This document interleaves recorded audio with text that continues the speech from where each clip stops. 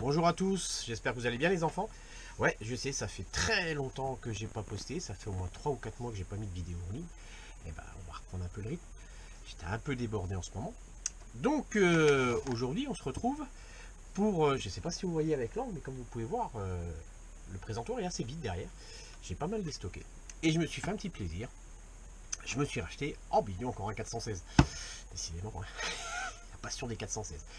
Mais là, j'ai craqué pour un Numarex, le tout dernier 416 AEG A5 de chez Numarex, fabrication VFC. Alors, je vous rassure, la lunette n'est pas vendue avec, il ne faut pas rêver non plus.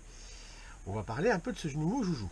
Je vous ai évité le déballage du colis, l'ouverture du carton non compromise Numarex HK, parce que ça sert absolument à rien. Donc voilà, on va gagner un peu de temps.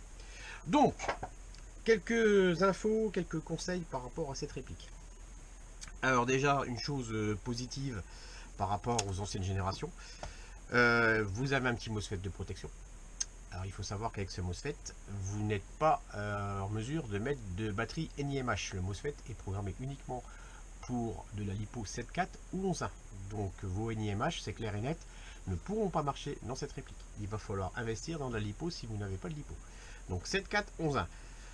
11.1, moi je suis pas fan, surtout sur des répliques d'origine VFC, parce que c'est quand même pas les internes les plus costauds. Les externes sont magnifiques, hein, comme on va pouvoir le voir, mais les internes c'est pas non plus du top du top. Donc moi je vous conseillerais plutôt la 7.4. Ensuite vous voulez tourner à la 11.1, vous tournez à la 11.1, je vais pas vous dicter ce que vous voulez faire. Autre nouveauté, on a un système de changement de ressort rapide. Alors, rapide dans le sens où vous avez un système QD au cul de la gearbox. Moins rapide, c'est qu'il faut quand même sortir la gearbox. En ce qui concerne la sortie de la gearbox, je ne sais pas si vous allez le voir sur la vidéo. Vous avez ici, sur le magazine catch, une toute petite vis en 6 pans. Alors heureusement, j'avais il y a quelques années acheté une trousse d'outillage à Brico Dépôt. Et alors pour vous dire, hein, la taille des clés qu'il faut utiliser.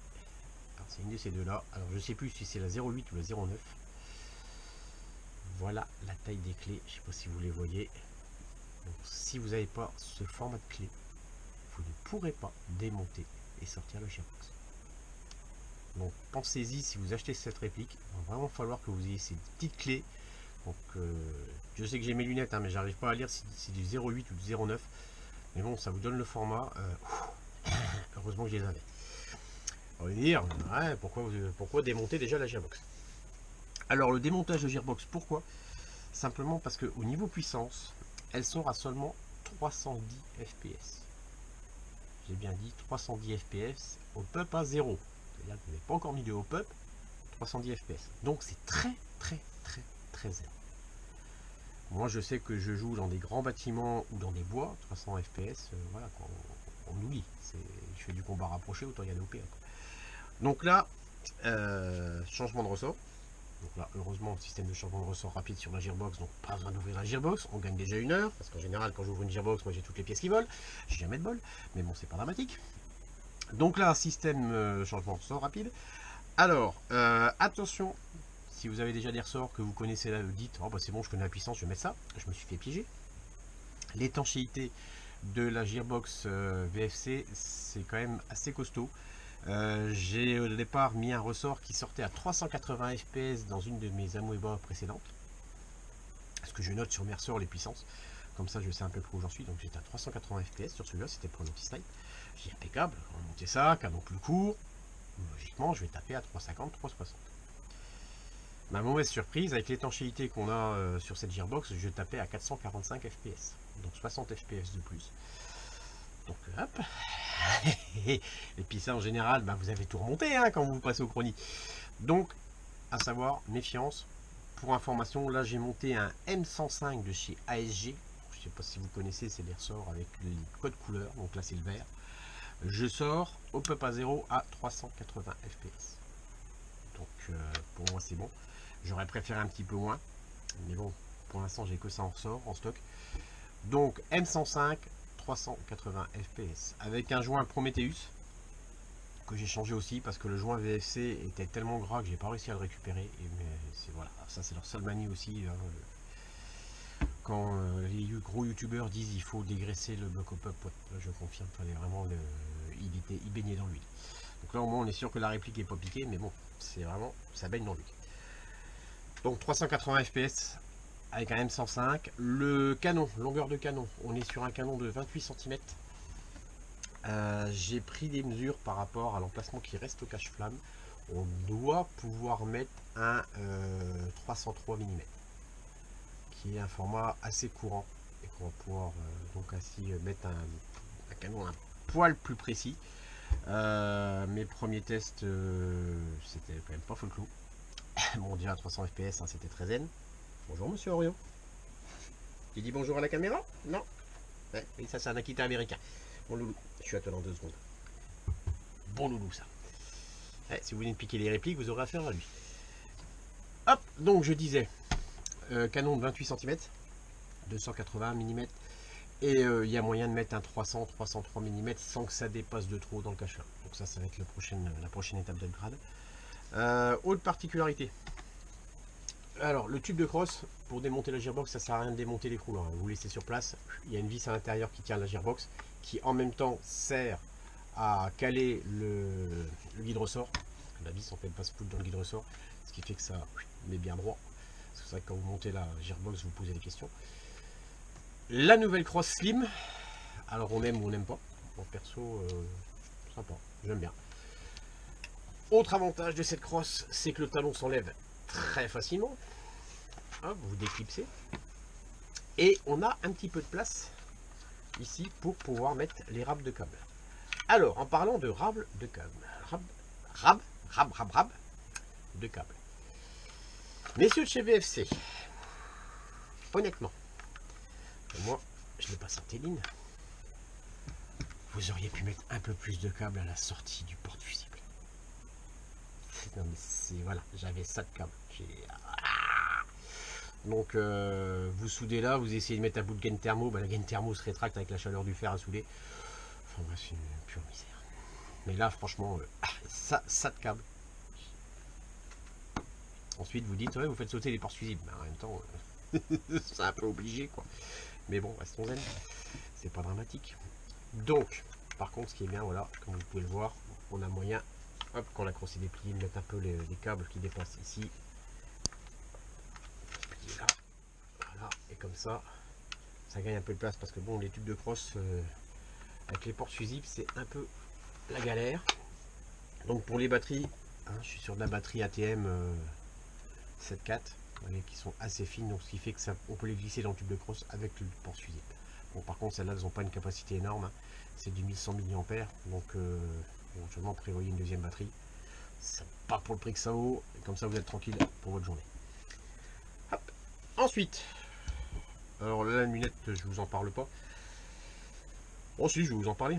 Alors, c'est une Vector Optics, particularité, donc grossissement 1.5. Et en fait, elle peut faire aussi bien office de lunette grossissante, donc en x5, et en x1, ben vous êtes en version Red Dot, à part que c'est plus long quoi. Je vous cache pas que ça vaut un bras. Là, c'est un craquage de l'an dernier. Bon, celle-là, je l'ai gardée, je l'ai pas vendue avec les autres répliques, parce qu'elle est vraiment d'une qualité assez bonne, même très bonne, on peut le dire. Hein. Merci Vector Optics de nous sortir des produits comme ça. Donc, grossissement de 1 à 5, et vous pouvez vous en servir aussi bien en tant que Red Dot qu'en tant que lunette. Donc, les deux yeux ouverts, ça passe très bien. Bon, petite poignée pour le plaisir. Au niveau des chargeurs, compatibilité des chargeurs. Là, je ne peux pas vous le faire en direct parce que j'ai plus de chargeur à RS à Moeba. Évidemment, les VFC passent quand même, heureusement. Je vais vous parler d'ailleurs des chargeurs d'origine. Chargeur EPM MacPool, sans problème. Et vu qu'ils ont retravaillé un peu cette pièce-là, vous pouvez également mettre tout ce qui est chargeur type Amoeba. Donc ça c'est bien aussi parce que les Amoeba sont quand même des chargeurs polymères pas très chers. Vous les touchez allez, à 30-40 € les 5. Ça le fait. Chargeur d'origine. Franchement. Pour une réplique, qu'on trouve dans le commerce entre 400 et 450 €. Sachant qu'il y a des sites qui planent un peu plus sur les prix. Alors déjà quand vous voyez ça, c'est un ICAP. Je l'ai même pas déballé, hein. Je l'ai laissé dans l'emballage, c'est bien. Voilà, un ICAP. On est quand même sur une réplique à 400 €. Vous pourriez nous mettre un beau mid-cap. Non, on est sur du ICAP. ICAP avec une petite molette.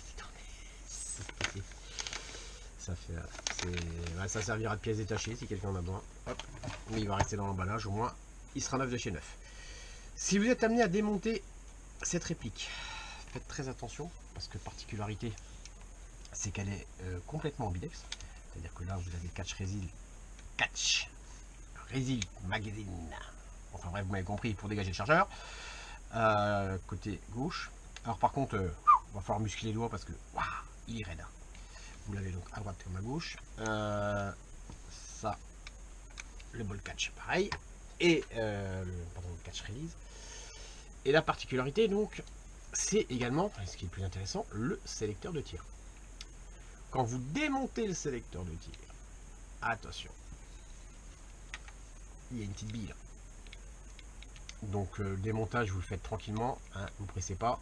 Et allez surtout pas perdre la petite bille qu'il y a là-dedans, parce que alors, sinon, merci d'être venu, au revoir. C'est aussi pour ça que j'ai pris cette réplique, elle est ambidextre, complètement ambidextre. Sélecteur de chaque côté. Mais donc, attention, quand vous faites, vous démontez, parce que pour tomber la réplique, oh là là, c'est dur. Pour tomber la gearbox, il faut forcément démonter les deux sélecteurs de tir. Voilà. Au niveau du moteur, VFC monte des high speed. Donc là, avec un 380 fps dedans, le moteur il fait son taf. Donc RAS, pas de souci. Voilà ce que je pouvais vous dire sur la nouvelle réplique qui va rejoindre le râtelier 416 A5. Donc le look, il est vraiment top. C'est vraiment une superbe réplique, très très belle. Il n'y a pas, moi je lui honnêtement là esthétiquement je lui trouve aucun défaut. Elle est vraiment superbe. Alors le RAL 8000, donc c'est cette fameuse couleur qui rappelle un peu les Scars. On aime ou on n'aime pas. Moi franchement je trouve cette couleur magnifique. Elle n'est pas spécialement flashy, contrairement au Scar. Et moi franchement je kiffe cette couleur. Elle est vraiment sublime. Je sais pas si vous voyez bien avec la lumière que j'ai mise pour cette magnifique vidéo. Hein. J'ai un chef éclairagiste, attention, je vous raconte pas. Mais honnêtement, c'est vraiment une couleur super sympathique. Vraiment de qualité. Les plastiques cross, poignée et la trappe anti-poussière, plus les sélecteurs sont vraiment de la même teinte. J'aime bien aussi, ça passe bien dans l'ensemble. Ça fait vraiment un beau bébé qui vaut quand même son prix, hein, faut dire ce qui est. Mais on a vraiment un externe de super qualité. Là, on est vraiment sur du top produit. Je me suis fait plaisir. Quand on parlait de niveau ambidextre, on a même un attache-sangle de chaque côté. Ouais, ça c'est exceptionnel. Franchement, non, là c'est...